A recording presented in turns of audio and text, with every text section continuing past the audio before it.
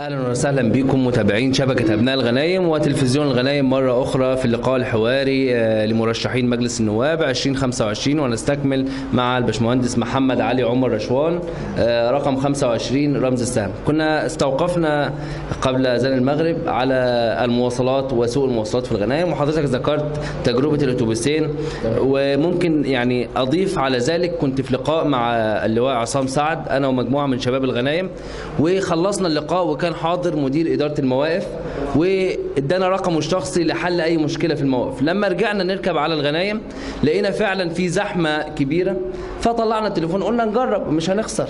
كلمنا السيد مدير إدارة المواقف، وبالفعل في أقل من ربع ساعة كان في أتوبيس وقف في موقف أسيوط للغنايم والناس بدأت تركب، ولكن نتفاجأ بظهور عدد 2 ميكروباص وصلوا، فالناس نزلت بالفعل وركبوا الميكروباصات الخاصة وسابوا الأتوبيس. فهذه تجربة يعني يمكن بحث المواطنين على إن لو لقيت حد بيقدم لك خدمة حتى لو متعبة شوية، حتى لو هتأخرك شوية، حاول إن أنت تضغط على نفسك علشان نقدر نحل أزمة المواصلات. ده فيه استغلال سائقين ويعني قصة كبيرة جدا ممكن نتكلم فيها بعد كده، ولكن هذه يعني فعلا تجربة حية مرينا بها كلنا. سؤال آخر مقدم من الشيخ كمال.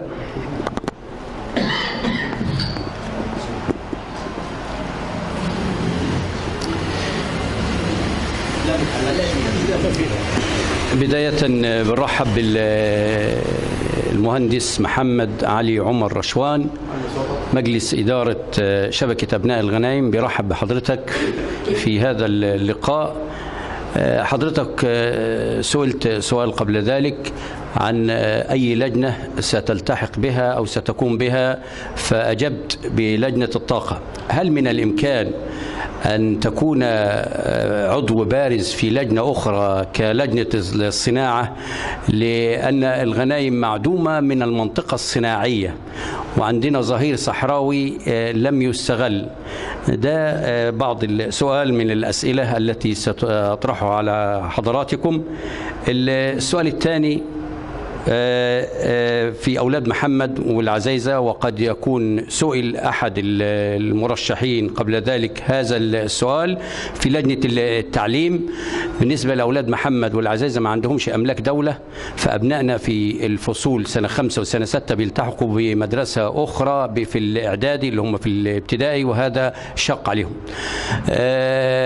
بالنسبة للسؤال الثالث، الطريق تعديل الطريق الصحراوي. السؤال الرابع والأخير، فصل الدائرة. هل من الإمكان، لأن إحنا يعني الغنايم ظلمت بالنسبة للدائرة، يعني وجودها في الدائرة، وأغلب الناس جت قوائم وما عندناش حد جه قوائم. اتفضل.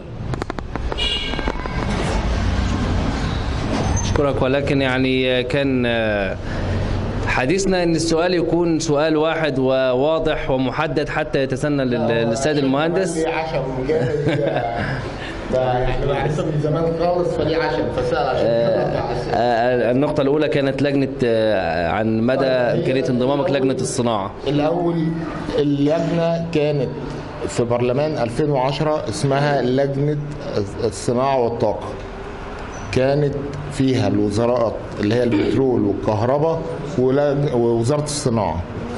لما في برلمان 2015 لما جه يتعمل واتعملت اللائحة بتاعته، انفصلت اللجنتين. لجنة الصناعة قايمة على وزارة الصناعة ووزارة المشروعات الصغيرة.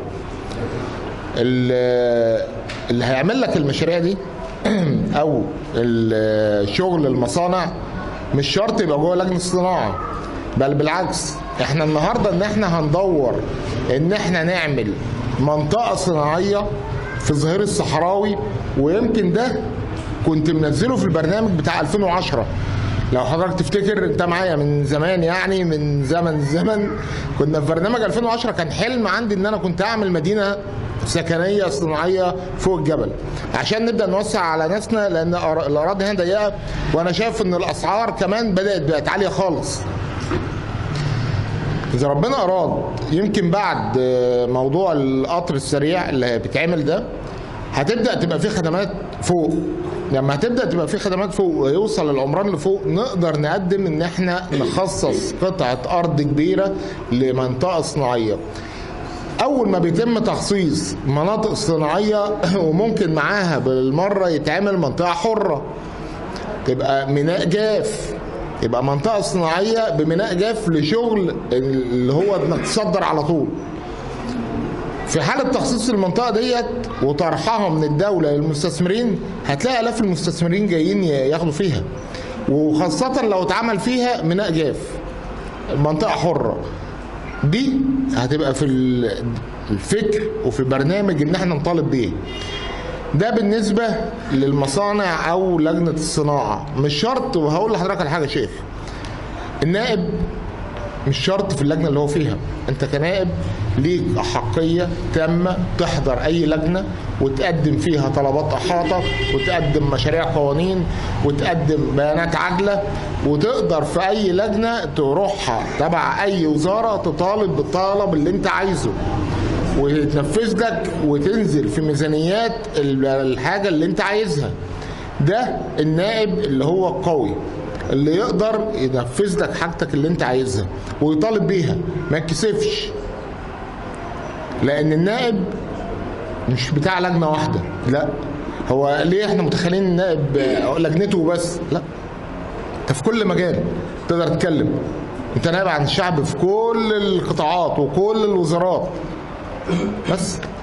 يمكن فعلا من ضمن صلاحيات نائب مجلس النواب داخل المجلس ليس الارتباط فقط باللجنة الموجود بداخلها، ولكن حضور المناقشات للقوانين في جميع اللجان الأخرى وإبداء رأيه والمشاركة، ولكن يعني لا يحسب في التصويت، ولكن يحسب في التصويت النهائي خارج المجلس في الجلسة العامة.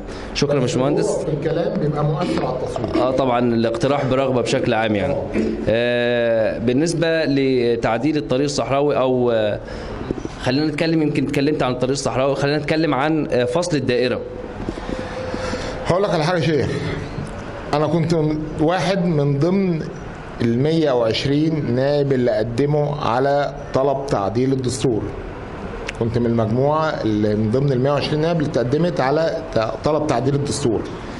تعديل الدستور اللي الشعب نزل واستفتى عليه وتعدل، القانون الجديد بتاع المجلس موضوع ان تبقى فيه قايمة بنسبة 50% و50% فردي، غير ممكن ان انا اجي افصل دايرة، عشان ابقى صريح برضو مع الناس. لان انت العدد اللي عندك قل. انت بدل ما كنت في الاول بتلعب على 444 ايام زمان، كنا بنلعب على 444 نائب، وفي المجلس اللي هو جه بتاع 2015 500 حاجه 90 95 او 96. لا، انا حاليا بالعدد ده كان في 2015 120 واحد قايمه، فانت متاح عندك فصل الدوائر وكل دايره تاخد نائبين والكلام ده. لكن بالعدد الحالي انت اللي بتقوم عليه الانتخابات 200 حاجه و80، ف 200 حاجه و80 لما هتيجي تشيلهم من الدوائر الفعليه اللي هي 400 حاجه و40، لا العدد قل، فلازم الدوائر توسع. وبعدين هقول لحضرتك على حاجه، احنا الدايره عندنا تعتبر صغيره، مش تعالى قارنها بدايره بتاع الديروت والقصيه ومنفلوط. لا، انت الدايره عندك كعدد ناخبين وكمساحه صغيره. انت ديروت لوحديها دي يعني ثالث اكبر مركز على مستوى الجمهوريه. بداية المركز أسيوط. ايوه، فانا بقول لحضرتك لا، هي كده تبقى معقوله يعني. وان شاء الله يعني اذا تم وحصل ان في اي تعديل او اي تغيير هنطالب بيه، مش هنسكت طبعا. وبعدين ما انتم مناسبين في صدفه وفي ابو تيج والكلام ده، يعني انتوا عايزين تبعدوا الناس قرايبكم نسيبكم ليه عندكم يعني؟ يمكن فعلا في ظل توجيهات الدولة وتعديل الدستور لأن القوائم تكون نصف أو 50% من عدد المجلس، فكان لازم يتم دمج أكثر من دائرة مع بعض. يمكن توجهات الدولة أتوقع باشمهندس ل 10 أو 15 سنة لقدام هيكون 75% قايمة و25% فردي، فيعني ربنا يستر بقى من دمج الدوائر ككل. سؤال آخر من الكابتن فايز.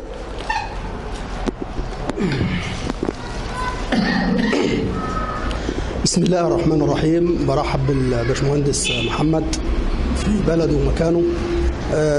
طبعا انا مش اقول لحضرتك اللي ناقص في الغنايم، حضرتك تعرف اكتر مني وبدرايه كامله يعني. فالنقطه اللي انا حضرتك عايز اسال فيها بالنسبه للصرف الصحي، حضرتك اللي هو دخل في الغنايم كلها ما عدا استثنوا قريه المشايع جبلي، مع العلم حضرتك ان الصرف اللي هو جاي من صدفه معدي من وسط المشايع جبلي واحنا مش مستفيدين منه، وبيصب في المشايع جبلي، وهي القريه الوحيده اللي على مستوى الغنايم اتحرمت وقال لك مستحيل وممنوع. احنا رحنا في كل الحتت اللي انه حافظ ورئيس مجلس المدينه والناس كل يقول لك لا ده خلاص ممنوع، هو قران يعني ما ينفعش يتغير.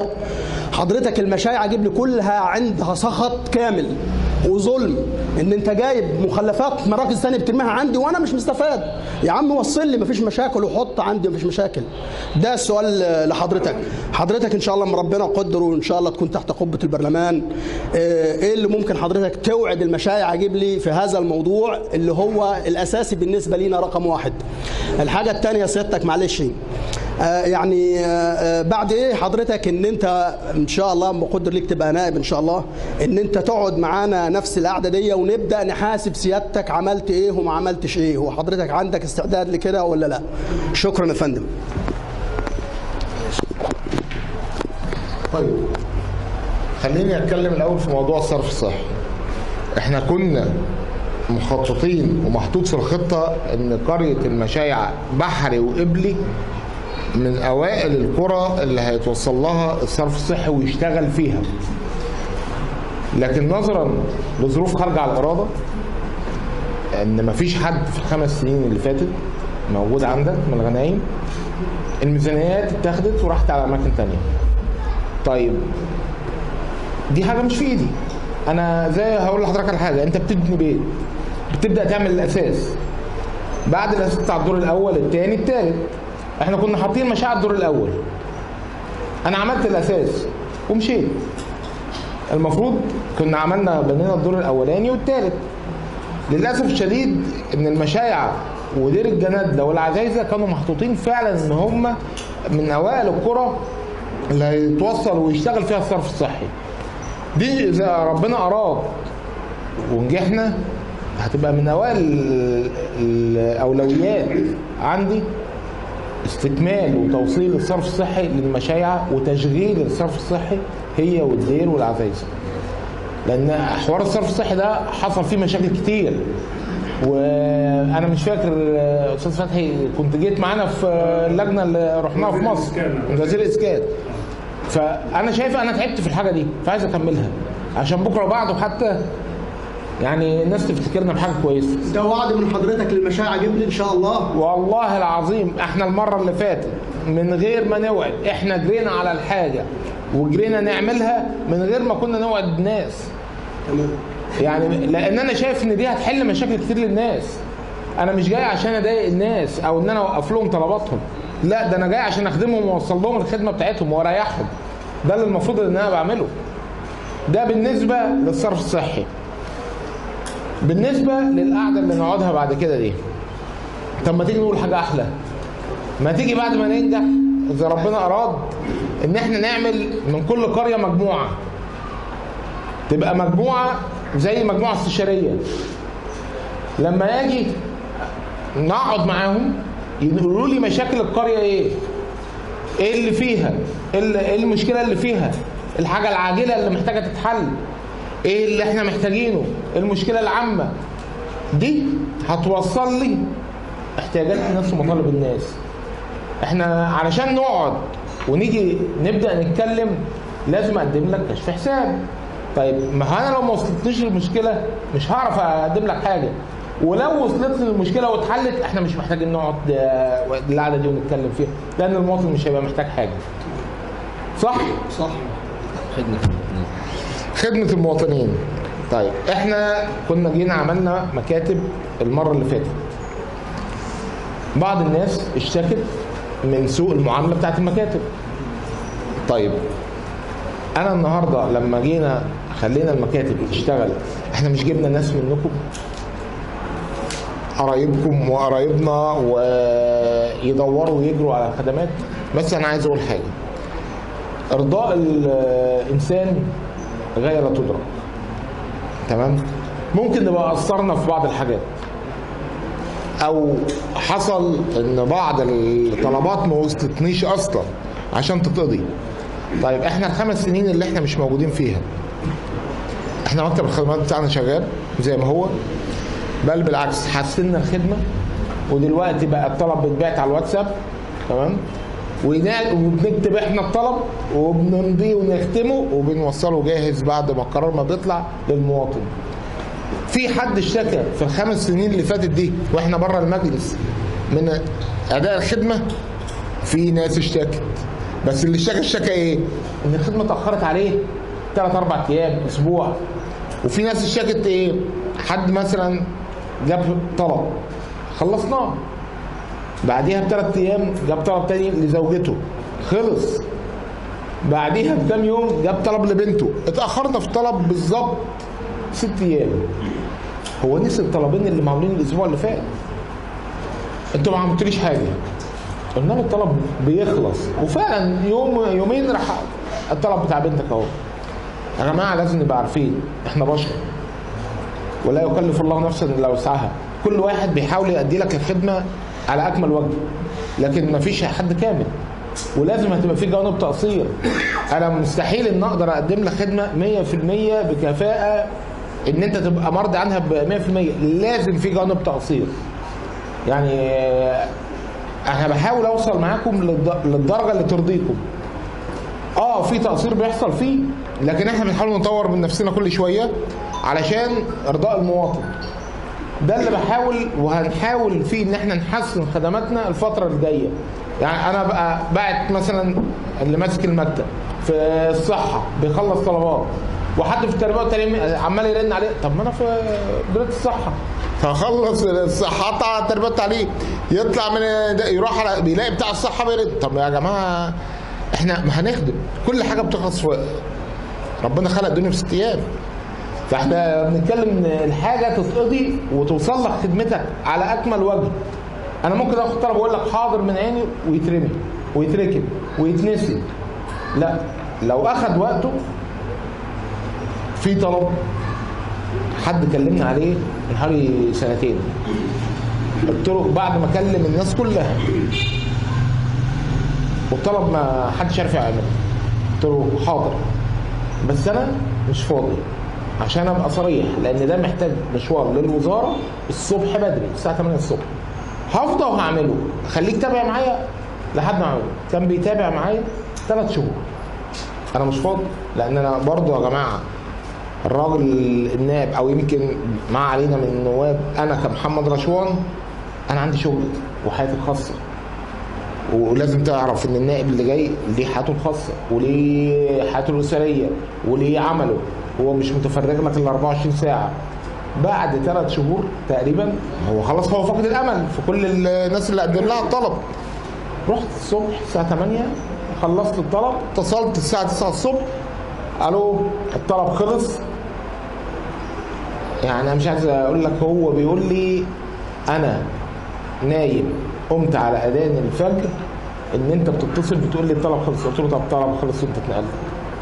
انا مش هاثر مع المواطن في حاجه، بس لازم نقدر ان النائب ده ايا من كان انا او غيري، لا عنده حياته وعنده دنيته كلها. تمام؟ بس شكرا. سؤال من الاستاذ فتحي محمد سيد.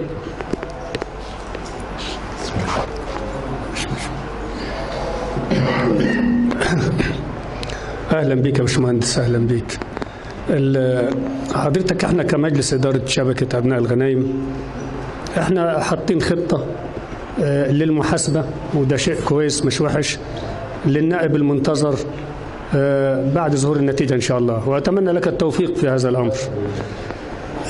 هذه الخطه هي مجموعه من كل انحاء المركز، وخطه بها يعني افكار عاليه جدا، ومشاكلنا هتتحط قدام النائب المنتظر اللي ربنا يكرمه في الدورة دي بكل الخطط المحطوطة زي صرف ومية، وكل مشاكلنا هتتحط قدام النائب بشكل سليم جدا، وهيكون الصوت العالي هنا في الغنايم هو صوت شبكة أبناء الغنايم بمحاسبة أدبية وأخلاقية يعني كده، لأن احنا عانينا في الفترة اللي فاتت دي من عدم وجود نائب، فاحنا فكرنا في هذا الطريق. السؤال، هل حضرتك، أنا بتكلم على الجانب التنموي والوضع الاقتصادي في الغنايم، هل حضرتك فيه فكر لإنقاذ يعني الغنايم من الوضع الاقتصادي اللي هي فيه؟ شكرا. الغنايم فعلا الوضع الاقتصادي بتاعها سيء، تعتبر أفقر مركز موجود في المحافظة. ده واقعيا، ما لناش دعوه بالاحصائيات اللي هي مكتوبه على الورق، لكن واقعيا هو افقر مركز موجود في المحافظه. حلك الوحيد علشان وضعك الاقتصادي يتحسن والاقي ان الناس الشباب اللي طالع يلاقي فرص عمل، ان يتعمل منطقه صناعيه في الظهير الصحراوي. لو اتعمل منطقه صناعيه في الظهير الصحراوي، اعتقد ان شباب كتير قوي هتطلع تشتغل في المصانع اللي فوق، ونسبة البطالة توصل لصفر. في بعض الدوائر نسبة البطالة بتاعتها صفر، بقى هي دوائر قليلة على مستوى الجمهورية، بس لو اتعمل ظهير صحراوي في منطقة صناعية كبيرة، لا انت بمنتهى السهولة ان انت نسبة البطالة عندك صفر، وهتوسع على الناس. لو الناس دي اشتغلت، بدل ما يبقى الدخل بتاعنا في الغنايم من مصادر الناس اللي مسافره بره في دول الخليج وبتحول لاهاليها، لا يبقى عندك مصدر دخل من داخل البلد.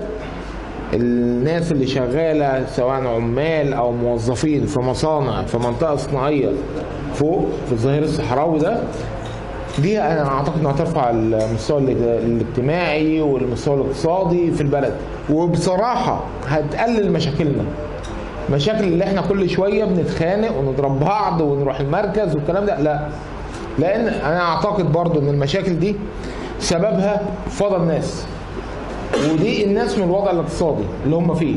لكن لو النهارده انت بقيت موظف شغال وعندك دخل شهري ثابت وبقت دنيتك مستريحه، طب انا هتخانق ليه؟ اعطل نفسي ليه؟ اروح اقعد لي يومين ثلاثه في المركز ليه؟ لا، طب ما انا اقعد وهبقى هادي، نفسيتي مستريحه، مش عايز اعمل مشاكل. دي هتوفر لنا يعني كميه كبيره من المشاكل، وهترفع الوضع الاقتصادي للبلد. كان في نقطة اتكلم عنها الشيخ كمال، وهي تخصيص قطعة ما فيش أراضي أملاك دولة في أولاد محمد بالنسبة للتعليم. طيب أنت ما فيش أراضي أملاك دولة يا شيخ في أولاد محمد، صح؟ رد عليا. ايوه ما فيش، صح؟ المتبرع الوحيد كان الحاج ابراهيم الحسين الله يرحمه.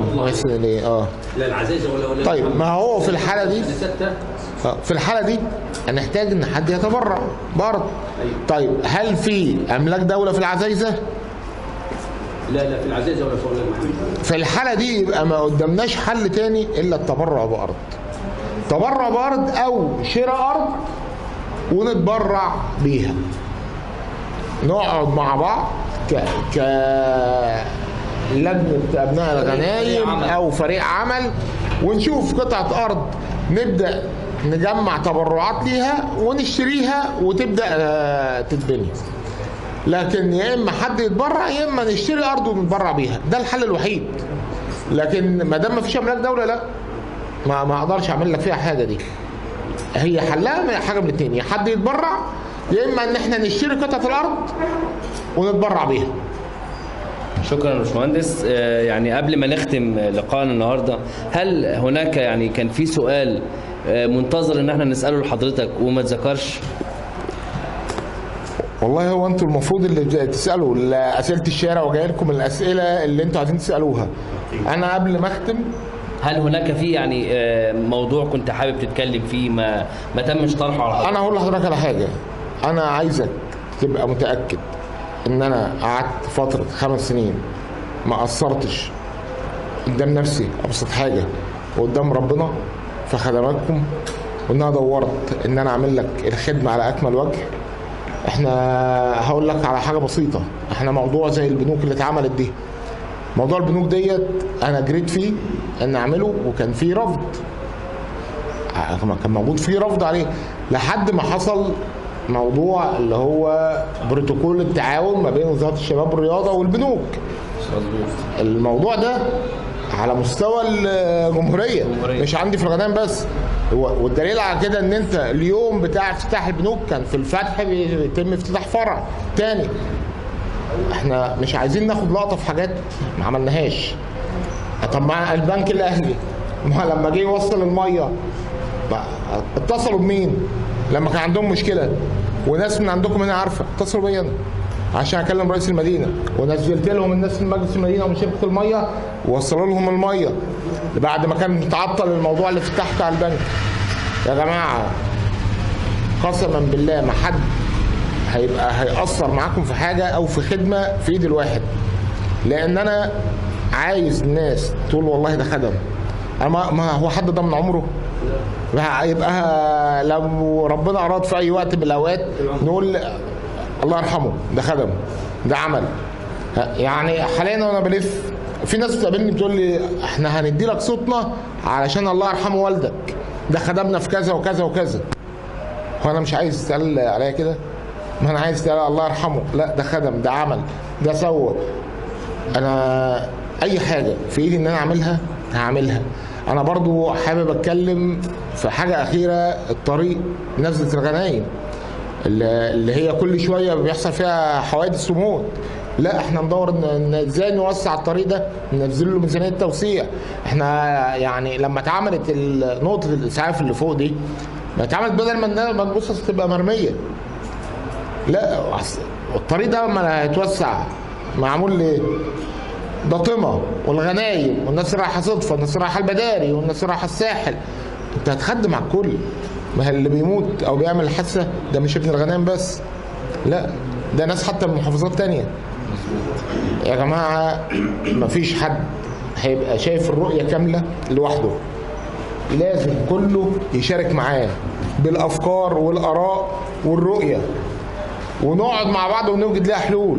لان انا في الاول والاخر انا بوصل صوتك، لكن النهارده لو انا انفردت لوحدي بالرؤيه وبالقرار وبالحلول لا يبقى الموضوع هيفشل، وده اللي بيفشل اي نائب. شكرا يا باشمهندس. سؤال اخير مقدم من الاستاذ علام الغنيمي كبير مخرجي قناه الصعيد. بسم الله الرحمن الرحيم. بداية برحب بالباشمهندس محمد في لقاء مع شبكة أبناء الغنايم. سؤالي هو أنت شايف توقعاتك لنتائج هذه الانتخابات إيه؟ أنت باصص لها إزاي؟ وماذا يعني حظوظ حضرتك منها؟ احنا نتمنى لك التوفيق طبعا، ده حاجة، لكن أنا يعني كأنت راجل مرشح ومن خلال جولاتك إيه اللي تتوقع إن شاء الله؟ الأمر الثاني، الكلمة اللي توجهها للناخبين العازفين إن هم ما يروحوش يصوتوا سواء في الغنايم في صدفة في أبو تيج، إيه الكلمة اللي توجهها لهم؟ شكرا. أتمنى لك التوفيق طبعا. الله يخليك. شكرا. طيب هو في 26 مرشح، انا شايف الحظوظ بالنسبه ل 26 مرشح كلها متساويه، كل واحد عارف حصيلته ايه في الاصوات ويقدر يعمل ايه، كلها فرص متساويه ل 26 مرشح، ودي راي الشارع اللي هيختار في الاخر. احب اقول للناس اللي عازفه عن الانتخابات في ابو تيج او صدفه او الغنايم، يا جماعه احنا دي انتخابات حره، انزل ادي صوتك، مفيش حد هيتدخلك في الانتخابات، مفيش توجيه على اي حاجه، انزل انت صاحب الراي وصاحب القرار، وانت كلمتك هي اللي هتفرق، وكلمتك هي اللي هتنجح وتسقط، وكلمتك هي اللي هتختار مين اللي يمثلك في البرلمان. لان انت لو عزفت عن المشاركه لا هيجي لك حد ما بيمثلكش، هيجي لك حد مش في دماغه انت، هيجي لك حد مش هيهتم بخدمتك. هيبقى قايل والله لا ده انا نجحت باي شكل من الاشكال، فمش مهم المواطن عندي.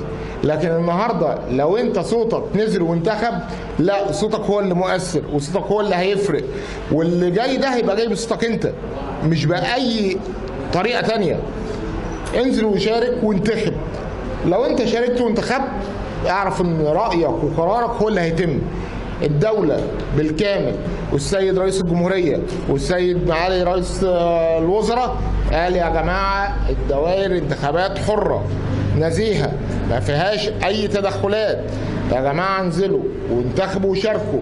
ليه نقعد نكسل ان احنا نخرج؟ ليه السيدات تكسل تخرج من البيت ورجالتها تمنعها؟ ليه النهارده الشباب تقعد على القهوة وما تروحش تنتخب؟ ما هو ده بيأثر عليك انت وبيأثر في الآخر على اللي جاي لك.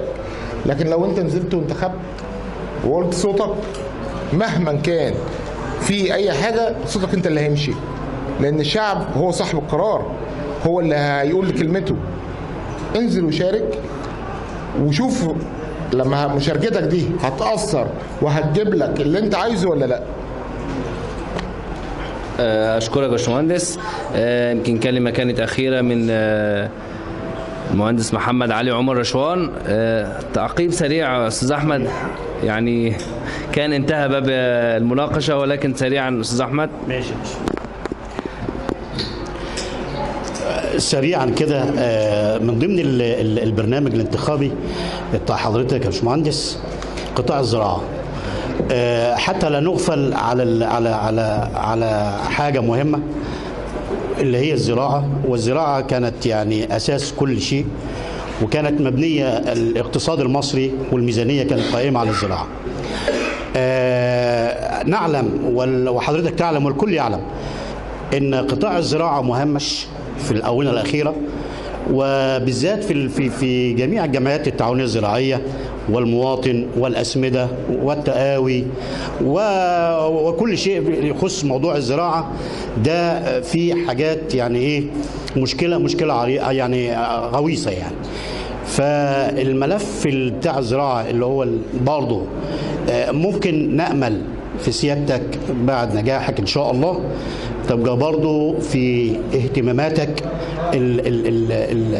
قطاع الزراعة والجمعيات والأسمدة التي تعاني منها يعني كثير من المزارعين والفلاحين. شكرا. طيب ما تيجي يا فندم مع بعض نفعل دور الجمعيات الزراعية ونخلي الجمعيات تقوم بدورها على أكمل وجه، وتلاقوني ظهر ليكم وسند ليكم بحيث ان نشتغل ونقدر نوفر للفلاح الخدمة وتبقى خدمة مريحة. وتعالى نشوف موضوع الأسمدة والكيماوي اللي احنا النهاردة بنعاني من النقص بتاعه. طب أنا عايز أسأل، هل نقص الكيماوي على كل المراكز ولا كان هنا؟ كان المشكلة كانت هنا؟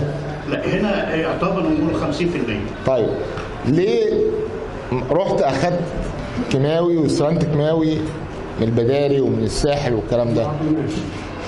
عدم برضه عدم وجود هنا الاسمده او عدم مجالس ادارات الجمعيه الفعاله. طيب ما احنا عشان كده عايزين نفعل دور جمعيات بمجالس ادارات قويه. هتلاقيني واقف في ظهرك سندك، نقدر نطالب بحقيتنا في أسمدة، في بذور، في تقاوي، في أي مشاريع تبقى جاية في المجال الزراعي نقدر نشتغل بيها. ما نبقاش عاملين دور يعني هامشي، لا نبقى نعمل دور فعال. خلي بالكم الدولة أو الحكومة بتشجع اللي بيشتغل، لكن لما تلاقيك أنت متقاعس عن أداء دورك خلاص أنت اللي ضرر نفسك. لكن لما هتلاقيك النهارده لا انا بدور وبسال، الدوله خسرانه ايه؟ الدوله ان هي تساعدك وتوفر لك الحاجات، بس اسال ودور عليها. ما تقعدش مستني الدوله تجيب، او اقعد انا في خلافات شخصيه في مجالس الادارات وتضيع حقي. الدوله ليها اللي قدامها، اللي هيسال وطالب بحقه هتديله حقه، مش هتاخر عليه في حاجه، لان في الاول والاخر كلنا اولاد الدوله. مفيش فرق في المواطنه مع حد. صدفه زي الغنايم، زي ابو تيج، زي البداري، زي اسيوط، كله ابناء للدوله، ما بتفرقش من حد.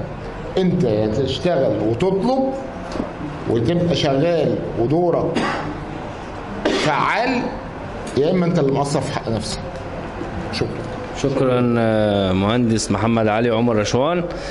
رقم 25 رمز السهم، مرشح الدائرة الرابعة محافظة أسيوط، واللي بتضم مراكز الغنايم وصدفة وأبو تيج. يمكن قبل ما نختم مع حضراتكم في تنويه يعني ورد إلي بيان عاجل من مجلس إدارة شبكة أبناء الغنايم عن وجود بث مباشر بعد نصف ساعة من انتهاء هذا اللقاء بخصوص الانتخابات. باشمهندس تحب تقول حاجة قبل ما نختم؟ أنا أحب أشكر شبكة أبناء الغنايم لدورها الفعال في توصيل آراء المرشحين وأفكارهم لأهالي صدفة وبتيج والغنايم. واحب اشكرهم على المجهود اللي هم عاملين مجهود جبار بصراحه. وده بدافع محبه منهم ان هم يوصلوا للناس وللمواطن وضع المرشحين ايه، علشان المواطن ينزل يختار صح. انتوا كمجموعه شباب او كمجموعه مجلس اداره شبكه ابناء الغنايم بصراحه بتعملوا دور فعال. بشوفكم بتشاركوا في فعاليات كتيره في الغنايم. اللي احنا بنعمله دلوقتي واللي شبكه ابناء الغنايم متبنياه دلوقتي ان هي شغاله بتوصل الاراء لابو تيج والصدفه والغنايم. ما بقتش شغاله غنايم بس، لا دي شغاله على ال3 مراكز دلوقتي. فبالتوفيق وبالنجاح ان شاء الله، وربنا يتممها عليكم بخير باذن الله. شكرا يا باشمهندس محمد على تفاعلك معنا وحضور الجميل في هذا اللقاء. شكرا كل متابعين شبكه ابناء الغنايم وتلفزيون الغنايم على متابعتكم هذا اللقاء، ونلتقي معكم في لقاءات اخرى باذن الله.